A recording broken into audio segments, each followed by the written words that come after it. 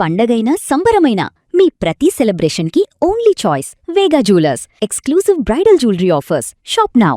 క్రీడా ప్రపంచంలో ఒక శకం ముగిసింది. క్రికెట్ మైదానంలో తన మెరుపులతో వ్యూహాలతో అభిమానులను అలరించిన captain cool Mahendra Singh Dhoni IPL వేదికగా క్రికెట్ ప్రేమికులకు మరోసారి భావోద్వేగాలను మిగిల్చాడు.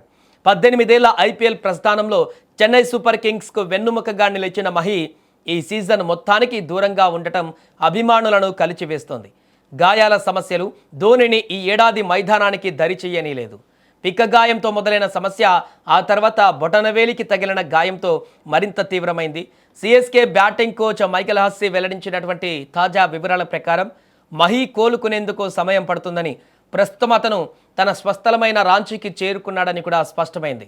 ఐపీఎల్ ఆరంభం నుంచే ధోని ఈ సీజన్లో భాగస్వామి అవుతాడని లక్షల మంది అభిమానులు ఎదురుచూశారు.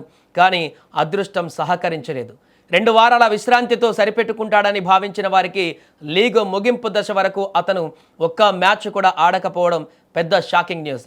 మైదానంలో ఆ మెరుపు స్టంపింగ్లు, ఆ పవర్ఫుల్ సిక్సర్లు చూడాలని ఆశపడిన ఫ్యాన్స్కి ఈ సీజన్ కాస్త వెలితిగానే అనిపించింది. ఇక సోమవారం సన్ రైజర్స్ హైదరాబాద్తో జరిగిన మ్యాచ్ తర్వాత దృశ్యాలు మరింత చర్చకు దారితీశాయి. చెన్నై జట్టులోని ఇతర ఆటగాళ్లు ధోనికి ఒక ఫేర్వెల్ ఇస్తున్నట్లుగా అభినందించడం, ఆ ఆత్మీయ ఆలింగనాలు చూస్తుంటే మహి ఐపీఎల్కి గుడ్ బై చెప్పేశాడనే వార్తలకు బలం చేకూరుతోంది. 18 ఏళ్ల లీగ్ చరిత్రలో చెన్నై సూపర్ కింగ్స్ అంటేనే ధోని, ధోని అంటేనే చెన్నై అనేటువంటి స్థాయికి బంధం చేరుకుంది. 2 సంవత్సరాలు మినహాయిస్తే 16 ఏళ్ల పాటు పసుపు రంగు జెర్సీలో అతను సృష్టించిన మ్యాజిక్ అనిర్వచనీయం. ఇక ఇప్పుడు తన 44వ ఏట గాయాల వల్ల మైదానానికి దూరంగా ఉండవలసి రావడం దురదృష్టకరం. అయితే ధోని ఆడినా ఆడకపోయినా అతని ఉనికి టీం డ్రెస్సింగ్ రూమ్లో ఎంతో ప్రభావం చూపుతుందని జట్టు సభ్యులు చెబుతున్నారు.